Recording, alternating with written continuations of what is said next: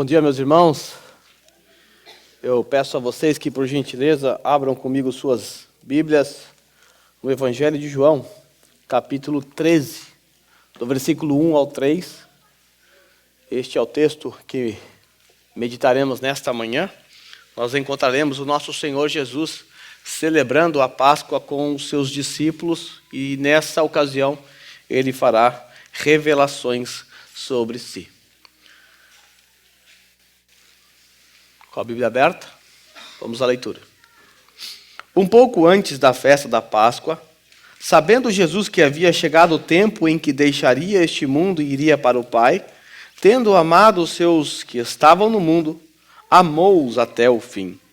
Estava sendo servido o jantar, e o diabo já havia induzido Judas Iscariotes, filho de Simão, a trair Jesus. Jesus sabia que o Pai havia colocado todas as coisas debaixo do seu poder e que viera de Deus e que estava voltando para Deus. Curva a sua cabeça mais uma vez. Eu oro em nome de Jesus. Amém. Por gentileza, pode tomar teu assento. No sermão passado, você deve se lembrar que Jesus realizou o seu último discurso público. Nós somos lembrados que desde o capítulo 2, o Senhor Jesus iniciou o seu ministério, quando lá em Caná da Galileia, ele transformou água em vinho. E ali ele deu início ao seu ministério público.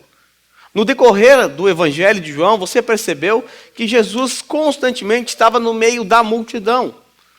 Pessoas, milhares e milhares de pessoas seguiam Jesus, inclusive no capítulo 6, é estimado que havia ali em torno de Jesus cerca de 20 mil pessoas.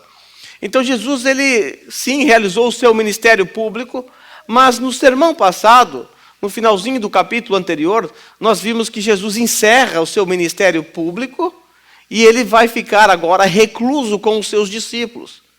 Os textos que estão nos capítulos 13, 14, 15, 16 e 17, esses 5 capítulos, eles são narrados no momento de intimidade entre Jesus e os seus discípulos. Boa parte desses textos está dentro do contexto de Páscoa, onde Jesus está no cenáculo com os seus discípulos celebrando a Páscoa. Depois, quando está entardecendo, ele sai para orar, é preso e você sabe qual é o fim de Jesus. Nós estamos aqui no que é conhecido como a Quinta-feira da Paixão. E a Quinta-feira da Paixão, isso significa que no dia seguinte, Jesus vai ser morto. No dia seguinte, ele vai ser entregue a Pôncio Pilatos, que não encontrará nada na vida de Jesus, mas mesmo assim, por temor dos homens, acaba por sentenciar e condenar Jesus à morte. Então veja, meus irmãos, nós estamos bem próximo da morte do nosso Senhor. E é nesse contexto, com a morte fungando no cangote de Jesus, que ele celebra a Páscoa com seus discípulos. Isso significa que nós estamos naquela noite em que o Senhor Jesus será traído e morto no dia seguinte. Como nós bem sabemos, lá no capítulo 12, se você ler o primeiro versículo, você vai ler que a Páscoa judaica estava se aproximando e que a Páscoa estava aquele evento que aconteceu no capítulo 6 estava a 6 dias da Páscoa. João, lá no capítulo 12, então já quer nos informar, olha, a Páscoa está se aproximando, hein? Está chegando o grande dia, o dia em que Jesus será imolado como um cordeiro pascal. E agora no texto que está diante de nós, nós percebemos a mesma informação. A Páscoa está próxima. Agora a Páscoa está muito próxima.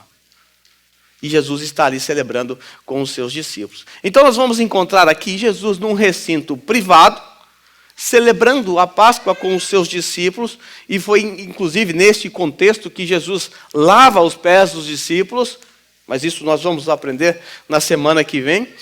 Mas hoje eu quero concentrar apenas nesses 3 primeiros versos, os versículos 1, 2 e 3, e destes 3 versos nós vamos extrair aqui revelações acerca de Jesus, o nosso Cordeiro Pascal. A primeira revelação que nós encontramos no nosso texto é que Jesus é o Cordeiro Pascal. Jesus é o nosso Cordeiro Pascal. Se você ler as primeiras palavras que inauguram o nosso primeiro versículo, você vai encontrar um pouco antes da Páscoa. João está nos inserindo no tempo. Ele está nos mostrando o que é que está acontecendo em volta de Jesus, em volta deles. A Páscoa estava próxima. Está chegando o dia. E essa quinta-feira, para que você saiba, era o dia em que o cordeiro era sacrificado segundo a lei. Então nós estamos no dia em que um cordeiro era morto e esse cordeiro era comido na celebração da Páscoa. Nós estamos na quinta-feira, dia em que os cordeiros eram mortos. O evangelista João, quando ele conta para nós o que aconteceu nesse dia, ele não se atenta muito aos pormenores. Mas quando nós recorremos aos evangelhos sinópticos, Mateus, Marcos e Lucas, nós temos algumas informações interessantes que ocorreram nesse dia. Por exemplo, nós somos informados que Jesus manda Pedro e João ir até a cidade. Eles deveriam procurar por um homem que estaria andando, carregando um pote com água. E eles então foram e encontraram, exatamente como o Senhor havia dito, um homem carregando um pote com água. Eles foram ordenados por Jesus a seguir esse homem.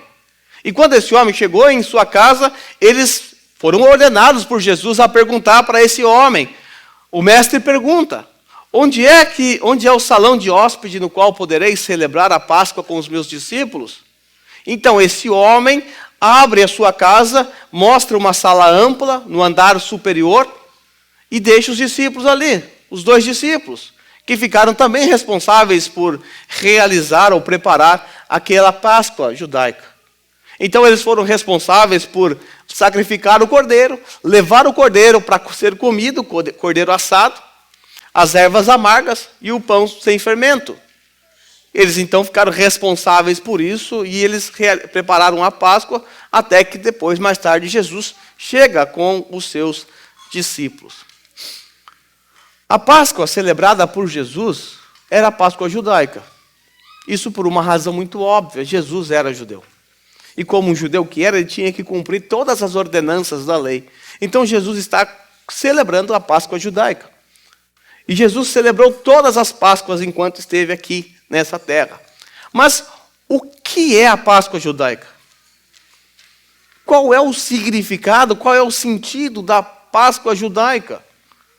A Páscoa judaica ela foi originada num contexto em que Deus estava libertando o povo do Egito. Vale lembrar que Israel ficou escravo depois da morte de José. Um outro faraó assumiu que não conhecia José. Então, por conta de não conhecer José, esse faraó começou a escravizar o povo. Afinal, o povo crescia muito. Poderia ser um risco. Então ele começou a escravizar os judeus e eles ficaram nessas condições por 400 anos, vivendo lá no Egito como escravos, até que Deus levantou o libertador chamado Moisés. Deus envia Moisés e ordena a ele que ele lance as pragas diante de Faraó. E aí você conhece as 10 pragas. Quando nós chegamos na última praga, que era o golpe fatal, o golpe final, essa última praga consistia na morte de todos os primogênitos do Egito. A morte passaria sobre o Egito e mataria todos os nítians, ou todos os primogênitos, os filhos mais velhos. Mas como Israel poderia se livrar desta morte? Afinal, a morte vai passar sobre o Egito e vai matar todo mundo. Ou todos os nítians. Para livrar os israelitas da morte, Deus instituiu que um cordeiro fosse morto no cair daquela tarde. Esse cordeiro deveria ser cozido e comido durante a noite. E o sangue desse cordeiro deveria ser passado nos umbrais das portas, como um sinal. Então, quando o anjo da morte viesse, ele passaria por cima das casas onde houvesse o sangue na porta. Por isso, a palavra Páscoa. A palavra Páscoa vem do hebraico Pessah. E Pessah significa literalmente passar por cima, passar sobre. Porque foi exatamente isso que aconteceu naquela noite. A morte passou por cima das casas onde havia um sangue. O sangue daquele cordeiro. Quando você lê o capítulo 12 de Êxodo, você percebe a Páscoa ali sendo ordenada. Veja só. Digam a toda a comunidade de Israel que no 10º dia deste mês, todo homem deverá separar um cordeiro ou um cabrito para sua família, um para cada casa. Se a família for pequena demais para um animal inteiro, deve dividi-lo com seu vizinho mais próximo, conforme o número de pessoas e conforme o que cada um puder comer. O animal escolhido será macho de 1 ano sem defeito e pode ser cordeiro ou cabrito. Guardem-no até o 14º dia do mês, quando toda a comunidade de Israel irá sacrificá-lo ao pôr do sol. Passem, então, um pouco do sangue nas laterais e nas vigas superiores das portas das casas nas quais vocês comerão o animal. Naquela mesma noite, comerão a carne assada no fogo, com ervas amargas e pão sem fermento. Aqui nós temos a instituição da Páscoa judaica. Veja, era necessário a morte de um cordeiro ou de um cabrito. Era necessário passar o seu sangue na porta. Era necessário comer esse cordeiro assado no fogo. Era necessário também comer ervas amargas para levar os israelitas a recordar do tempo de amargura que eles passaram no Egito. E é necessário também eles comerem pão sem fermento nesse dia. Aqui está estabelecido um memorial.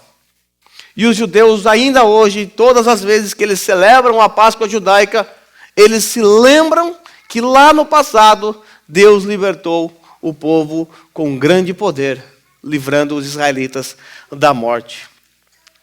Quando nós pensamos na Páscoa moderna, nós encontramos o quê? Coelho e chocolate. Coelho, um animalzinho fofinho, e chocolate, algo muito gostoso, docinho. Mas quando nós olhamos para a Páscoa judaica, nós encontramos não um coelho, nós encontramos um cordeiro morto. Quando nós olhamos para a Páscoa judaica, nós não encontramos chocolate, mas encontramos ervas amargas. Veja como o mundo distorceu o significado da Páscoa. Veja como o mundo desvirtuou o que é a Páscoa. Páscoa não tem nada a ver com coelho e com chocolate. Tem a ver com cordeiro morto e com ervas amargas. Nós, como cristãos, nós não comemoramos essa Páscoa judaica porque nós não somos judeus. Assim como nós não comemoramos Pentecostes, Festa dos Tabernáculos e todas as outras festas presentes na Antiga Aliança. Nós somos cristãos, não comemoramos Páscoa judaica. Nós entendemos que a Antiga Aliança era apenas uma sombra, que apontava para uma realidade maior. Todo o Antigo Testamento é uma sombra que aponta para uma realidade maior, e a realidade maior é sempre Cristo Jesus. Quando nós olhamos para uma sombra, a sombra de alguém, você consegue ver uma silhueta, você consegue ver algo, mas você não sabe o que e quem é. Mas quando a luz ela vai de encontro com a sombra se dissipa e sobra a realidade. E a realidade é Cristo Jesus, o nosso Senhor. E a Páscoa, então, ela era uma sombra que apontava para uma realidade maior. Veja como a nossa Páscoa, a Páscoa cristã, ela é uma realidade maior. Na primeira Páscoa, os judeus tiveram a libertação do quê? Da morte física e da morte de um indivíduo, o filho mais velho. Não é isso que nós vimos? E a libertação veio através do sangue de um animal. Agora, olhe para a nova aliança, olhe para a nossa Páscoa, compare. A nossa Páscoa, para ela ocorrer, foi necessário não a morte de um animal, mas a morte do Filho Santo de Deus, que derramou seu sangue naquela cruz. Na nossa Páscoa, nós não somos libertos da morte física. Nós somos libertos da morte espiritual e eterna, da condenação eterna. Consegue perceber como a nossa Páscoa é infinitamente maior do que a Páscoa judaica? Porque ela é a luz. E a Páscoa judaica era a sombra que apontava para Cristo Jesus, que é o nosso Cordeiro pascal. Então a morte do Cordeiro passou a ser um símbolo de Páscoa na Antiga Aliança. E ela apontava para uma nova aliança eterna, Cristo Jesus, que derramaria o seu sangue como um cordeiro pascal lá no Calvário. Outro detalhe que eu quero trazer para vocês é que a Páscoa judaica, ela é celebrada ainda hoje uma vez por ano. A Páscoa cristã pode ser celebrada todas as semanas. Inclusive, nós vamos celebrar a Páscoa hoje, através dos elementos da ceia do Senhor. Aqui está a nossa Páscoa. Aqui está o novo memorial. Aqui está o que nós, como cristãos, não podemos nos esquecer. Nós não fomos libertos do Egito. Nós não tivemos os nossos filhos mais velhos salvos. Então nós não temos que recordar daquilo, mas nós temos que recordar de Cristo Jesus naquela cruz, que nos livrou da morte eterna. Inclusive foi nesse mesmo dia, do texto que nós estamos estudando, que o Senhor Jesus instituiu a ceia do Senhor. Por isso, Jesus é a nossa Páscoa. Porque Ele é o verdadeiro Cordeiro Pascal. Foi exatamente assim que o profeta Isaías, lá no capítulo 53, versículo 7, descreveu Jesus. 700 anos antes de Jesus vir a esse mundo, o profeta Isaías descreveu Jesus como um cordeiro mudo, sendo levado para o matadouro. Se você abrir a sua Bíblia em 1 Coríntios, capítulo 5, versículo 7, sobretudo o versículo 8, você vai ler que Jesus Cristo é o nosso cordeiro pascal, que foi imolado. Paulo chama Jesus de o nosso cordeiro pascal, que foi morto, que foi imolado. Irmãos, não havia momento mais propício e simbólico para a morte de Jesus. A Páscoa era o momento ideal, era o momento perfeito para a morte de Jesus, porque Jesus estaria, sim, cumprindo a Páscoa em sua pessoa. Estaria se revelando ao mundo como o nosso Cordeiro Pascal. A escolha da Páscoa, ela é significante para a história da redenção e é didático para o povo da nova aliança. A seguir, nós vamos ver que a escolha desse dia, a escolha da Páscoa como o pano de fundo da sua morte, não foi um acidente. Não foi mera casualidade, não foi coincidência. Puxa, vou matar Jesus bem na festa da Páscoa. Nós vamos perceber que, na verdade, a morte de Jesus nesses dias, ou seja, na semana da Páscoa, perfazia o perfeito plano do Pai para Jesus Cristo. Observe como o comentário de João revela que Jesus detém o controle absoluto sobre a sua história. Depois de ler um pouco antes da festa da Páscoa, veja aí. Sabendo Jesus que havia chegado o tempo em que deixaria este mundo e iria para o Pai. Sabendo Jesus que deixaria este mundo, porque chegou o seu tempo, ele vai voltar para o seu Pai. Nós já temos aprendido, já no Evangelho de João, há muito tempo, que inúmeras vezes o Senhor Jesus, quando estava para ser preso, os guardas iam até ele ou pegavam em pedras para matá-lo, ele sumia no meio da multidão, e aí João vinha com um comentário. A sua hora ainda não havia chegado. Na verdade, essa ideia de a sua hora ainda não havia chegado começou lá no capítulo 2, quando o Senhor Jesus transforma a água em vinho, porque havia faltado vinho, então Maria vai até Jesus e pede socorro, e Jesus disse, minha hora ainda não chegou. Quando nós chegamos lá no capítulo 7, lá no versículo 30, os guardas do templo são enviados para prender Jesus, porque a elite religiosa já estava a fim de matar Jesus há muito tempo. E eles vão lá para prender Jesus, escutam o discurso de Jesus, ficam emocionados e não conseguem prender Jesus. Aí João nos diz, eles não prenderam Jesus porque a sua hora ainda não havia chegado.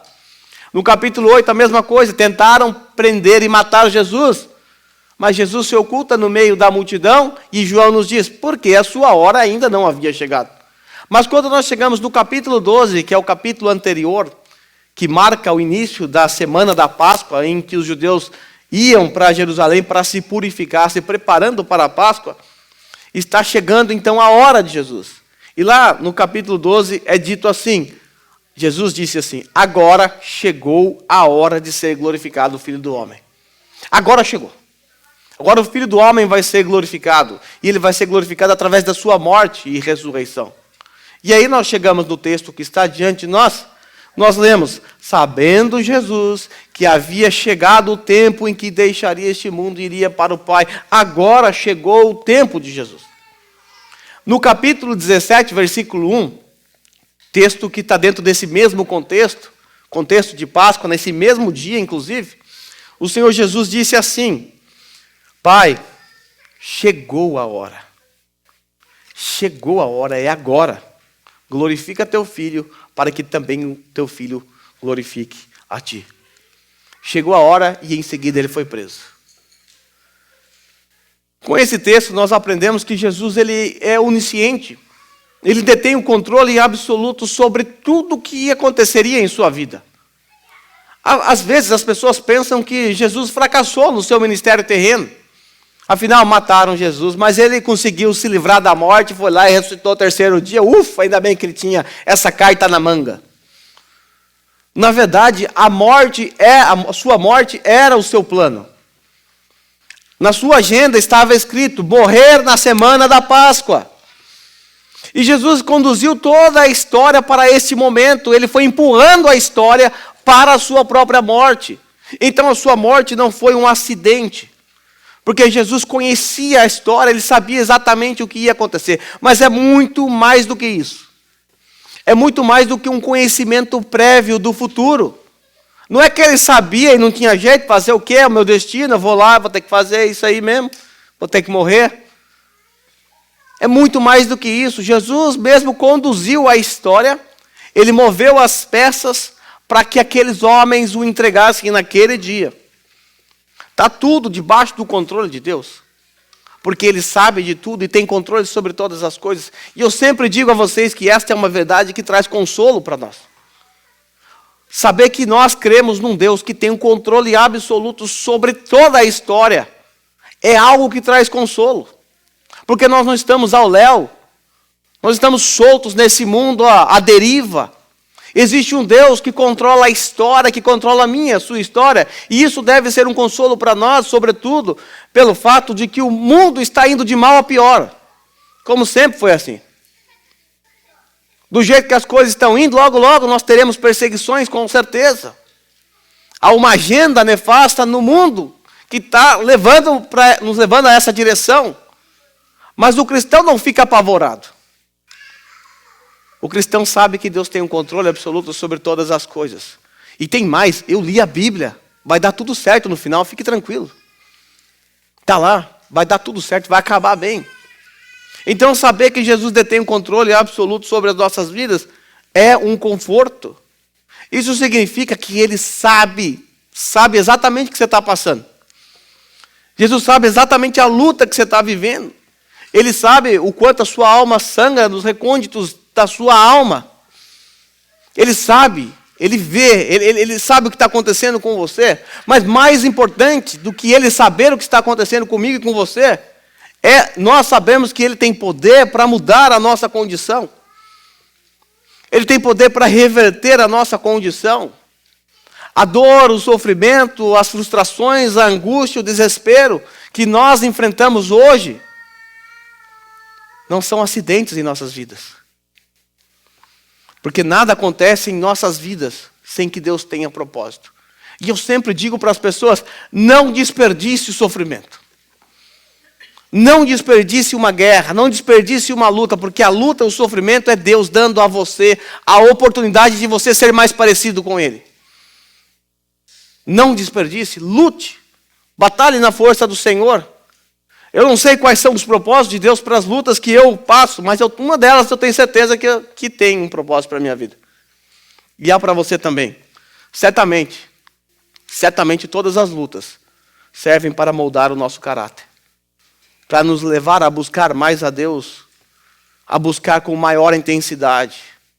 Porque quando tudo vai bem, nós nos esquecemos de Deus. Essa é a verdade. Foi assim com Israel. É assim comigo e com você também. Então, quando nós nos esquecemos de Deus, como um pai amoroso que é, Ele manda uma tribulaçãozinha. E aí você começa a buscá-lo com mais intensidade. E aí você começa a orar mais, começa a pedir oração para todo mundo. Talvez comece até a frequentar a igreja, coisa que você não fazia há muito tempo. Além de tornar você mais piedoso, é claro. Então as tribulações, elas servem para fortalecer a nossa fé. E ela faz parte do controle absoluto de Deus, que controla a minha e a sua vida. Isso significa que Ele sabe o que você está passando hoje. Ele sabe o que você vai passar amanhã. Mas há uma verdade que eu preciso relembrá-los. Além de saber, além de ter conhecimento do que você e eu passamos, Ele tem poder para mudar a sua situação. Ele é aquele que andou sobre o mar. Ele é aquele que venceu a morte. Ele tem poder para mudar a nossa situação. Então o que nós podemos e devemos fazer? Buscá-lo através da oração. Nos derramar aos pés da cruz. Duas coisas podem acontecer quando você faz isso.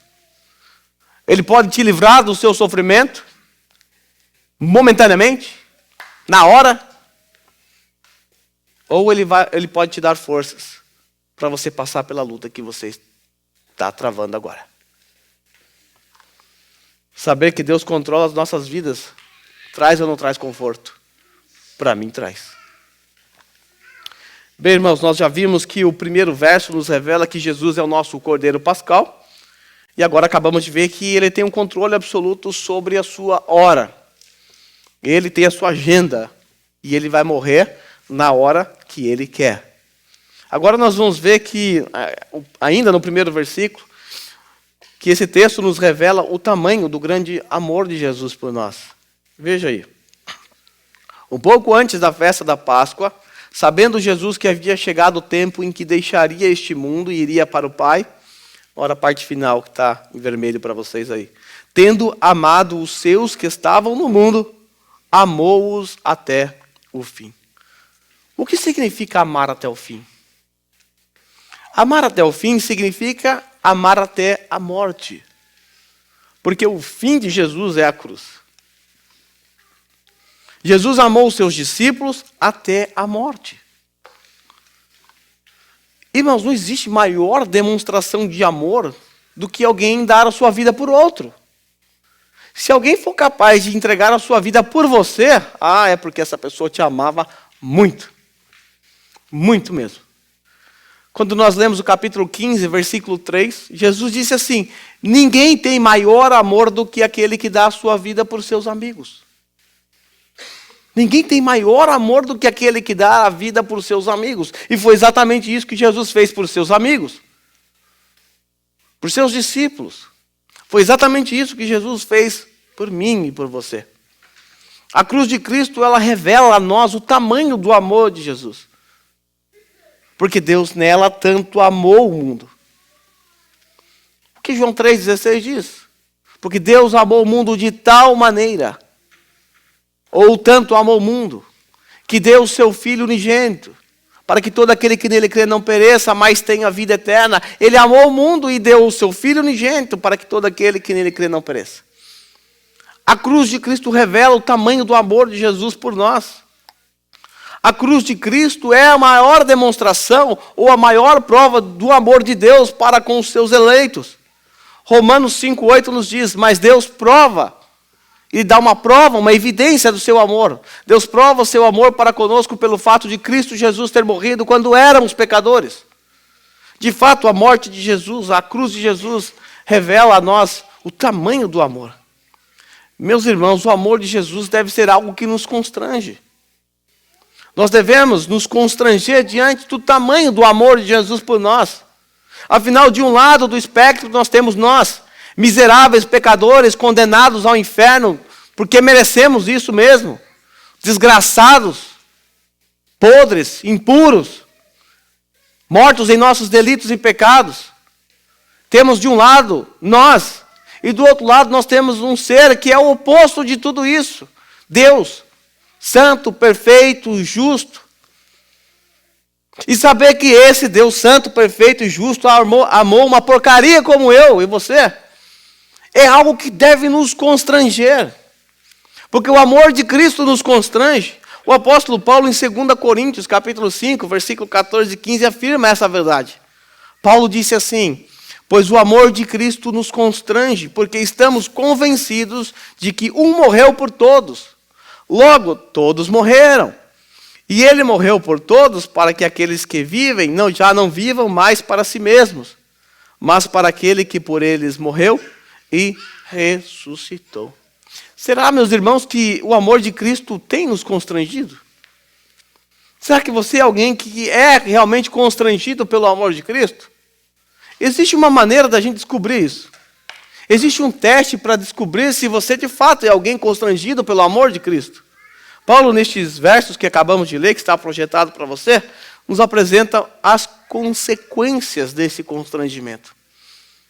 O que acontece na vida de alguém constrangido pelo amor de Cristo?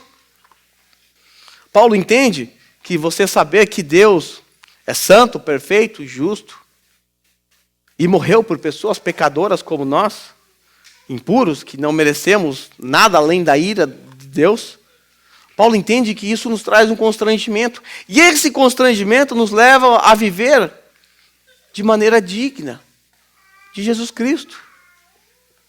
Nos leva a viver para Ele, aquele que morreu e ressuscitou por nós. Paulo diz assim: Ele morreu por todos, para que os que vivem já não vivam mais para si mesmos, mas para aquele que por eles morreu e ressuscitou. Aqui está o constrangimento. Quando eu descubro que Jesus morreu por mim, o miserável pecador que merecia o inferno e nada menos do que isso, eu sou constrangido por esse amor. Então, se eu sou constrangido por esse amor, eu entrego a minha vida a Ele e morro com Ele. E passo a viver não mais para mim, mas eu passo a viver para Ele, por Jesus Cristo. Então, os constrangidos são aqueles que passaram a viver para Cristo, a viver por Ele.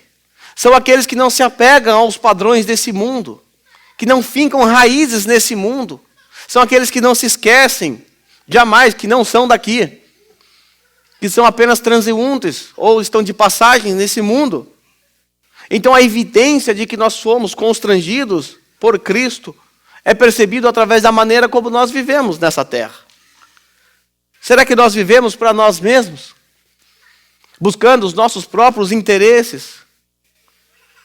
Desprezando as necessidades e os interesses dos outros? Será que nós vivemos nesse mundo de forma egoísta? Se sim, nós não estamos constrangidos com o tamanho do amor de Cristo. Talvez nós não entendemos ainda o tamanho do amor de Cristo por nós.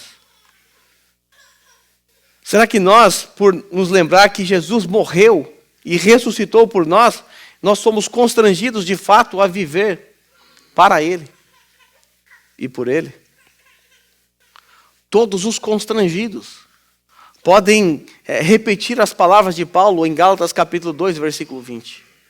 Paulo disse assim em Gálatas 2:20: fui crucificado com Cristo. Eu fui crucificado com Cristo. Como consequência disso, assim já não sou eu quem vive, mas Cristo vive em mim. E a vida que agora vivo no corpo, vivo-a pela fé no Filho de Deus, que me amou e se entregou por mim. Os constrangidos são aqueles que podem dizer isso sem hipocrisia. Fui crucificado com Cristo, eu já não mais vivo eu, mas Cristo vive em mim. Os constrangidos não são hipócritas. Que Deus nos constranja com o amor de Cristo, irmãos. Que Ele nos faça lembrar que nós não somos dessa terra e que há pessoas à nossa volta, do qual nós temos que olhar. Nós temos que deixar de ser egoístas. Nós podemos perceber o egoísmo na raça humana de forma geral. E algumas vezes nós percebemos isso na vida de crentes. Às vezes percebemos isso na nossa própria vida. Egoísmo. Mas não há espaço para o egoísmo no coração de alguém constrangido. Porque Cristo não buscou os seus próprios interesses. Ele veio a esse mundo em forma de servo e se entregou por nós. Então que Deus nos constranja a vivermos para Ele. Nos versos 2 e 3, desculpe, o Senhor Jesus volta a nos revelar o conhecimento que Ele tem acerca de tudo. Veja o que Ele nos revela nos versículos de 2 a 3. Nestes versos, nós vamos receber aqui 3 informações sobre o conhecimento de Jesus. 3 informações sobre o conhecimento de Jesus. Nessa história, o Senhor aqui claramente está demonstrando a sua onisciência. Ele conhece todas as coisas e Ele vai demonstrar a onisciência dEle com relação a Judas Iscariotes. Muitas pessoas pensam que quando Jesus escolheu Judas, Ele não sabia quem era Judas direito, senão Ele não teria escolhido. Mas, na verdade, Jesus sabia muito bem quem era Judas Iscariotes. Antes mesmo de escolhê-lo, Jesus sabia que ele era ladrão. João nos diz que ele roubava o dinheiro da bolsa. Jesus sabia que o coração dele era pendente ali, pendia para o lado do dinheiro. Jesus sabia que ele seria aquele que trairia Jesus vendendo o seu Senhor, o Rei do Universo, por 30 moedas de prata. Então, no nosso texto diz assim: estava sendo servido o jantar, e o diabo já havia induzido Judas Iscariotes, filho de Simão, a trair Jesus. Será que Jesus não sabia disso? Claro que sabia. Veja o versículo 11. Pois ele sabia quem iria traí-lo, por isso disse que nem todos estavam limpos. Jesus sabia que Judas iria traí-lo. Você já parou para pensar nisso? Jesus escolheu Judas com esse caráter maligno, simplesmente para que ele cumprisse um propósito na obra da redenção, entregar Jesus por 30 moedas de prata. É impressionante, irmãos, ver como Jesus ele conduz a história. É impressionante ver o controle absoluto do nosso Senhor Jesus sobre a sua própria vida, sobre a sua própria história. E ele está aqui conduzindo a história. E escolheu um homem perverso para ser um dos seus discípulos. Tudo dentro do plano perfeito dele. Eu não vou tecer detalhes aqui sobre a traição de Judas, porque daqui a 2 sermões nós vamos chegar num texto que trata, inclusive, do aspecto profético dessa traição de Judas. Então deixa Judas para a próxima ocasião. Vamos malhar o Judas na próxima ocasião. O ponto aqui que eu quero destacar para vocês é apenas que Jesus sabia de tudo quando escolheu Judas. E mesmo assim o escolheu para que ele cumprisse o plano redentivo. Mas Jesus também tinha conhecimento acerca da sua autoridade. Conhecimento acerca do seu poder.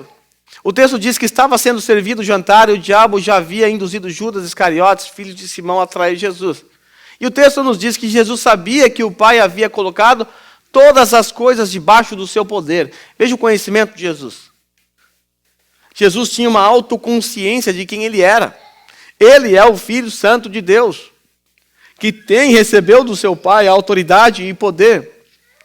É verdade que quando Jesus, o Filho, veio a este mundo, ele se humilhou, porque ele não considerou que ser igual a Deus era algo que devia apegar-se. Por conta disso, ele se esvaziou, vindo a se tornar um servo, um escravo. E como um escravo, como um servo, ele foi obediente até a morte, e a morte de cruz. É verdade.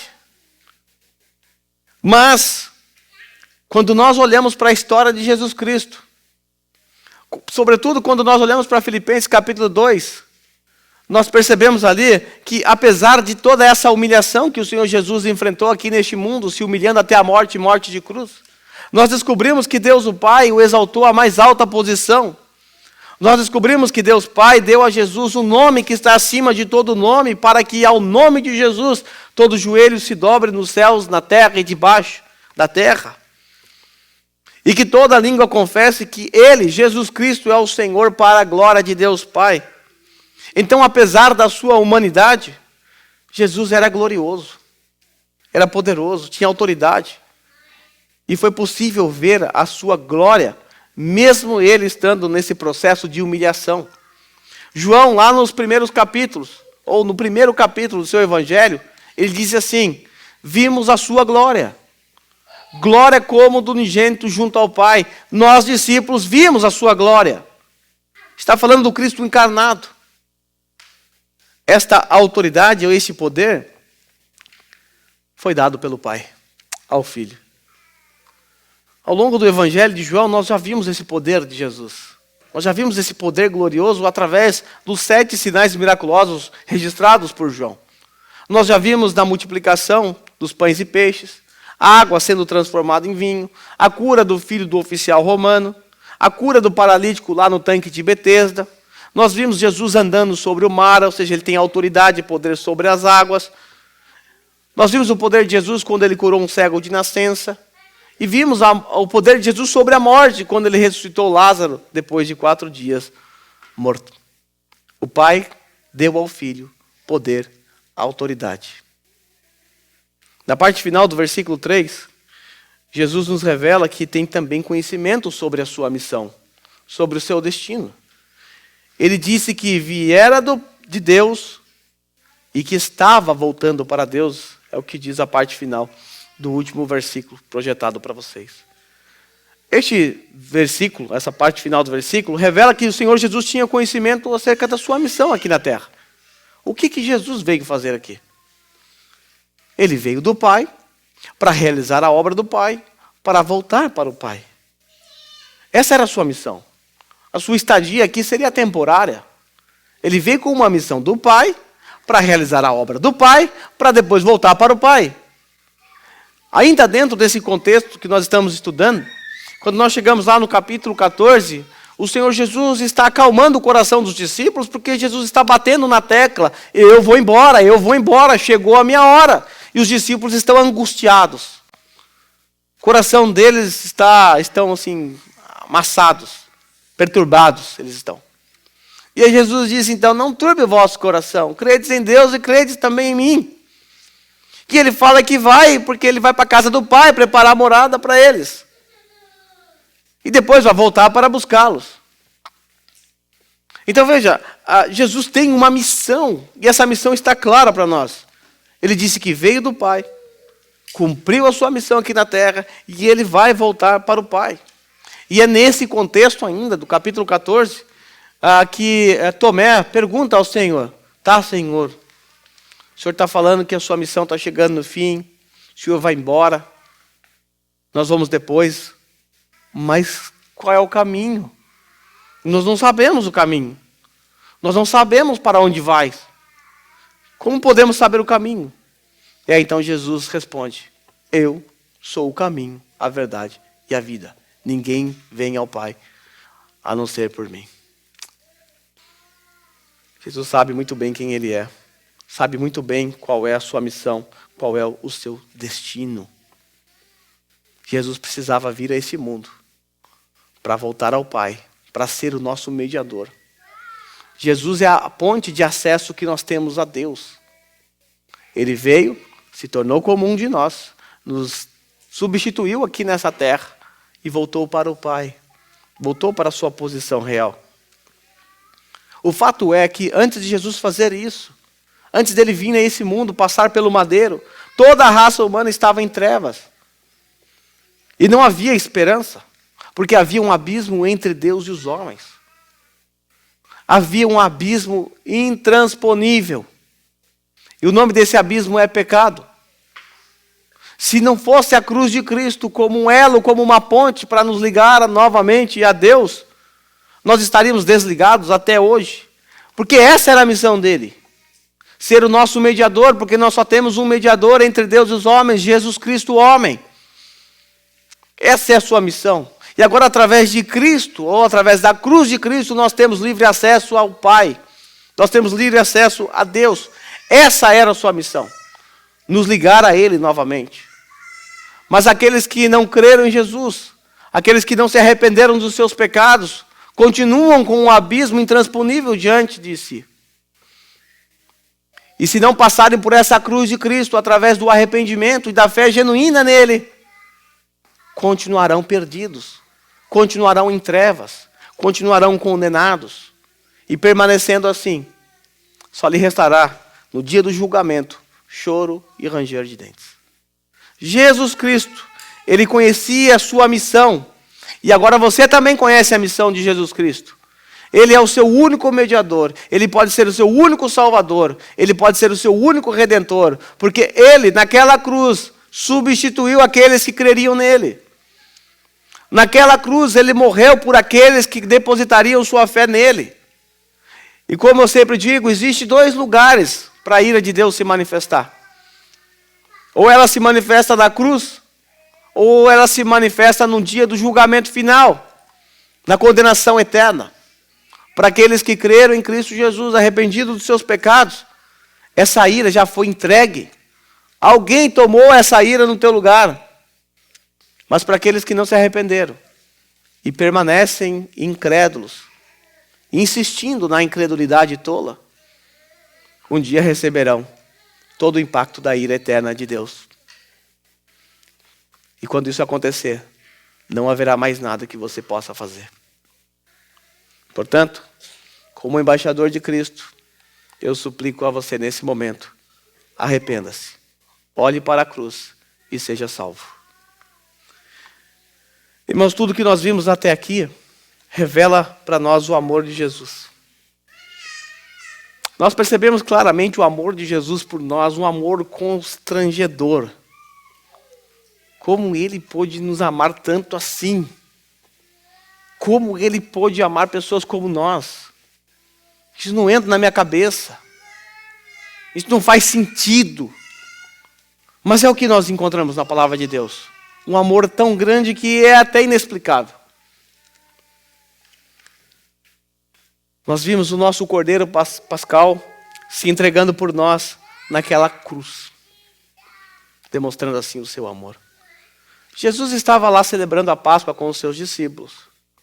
E agora nós também vamos celebrar a nossa Páscoa, nesse exato momento, em que nós celebraremos a ceia do Senhor.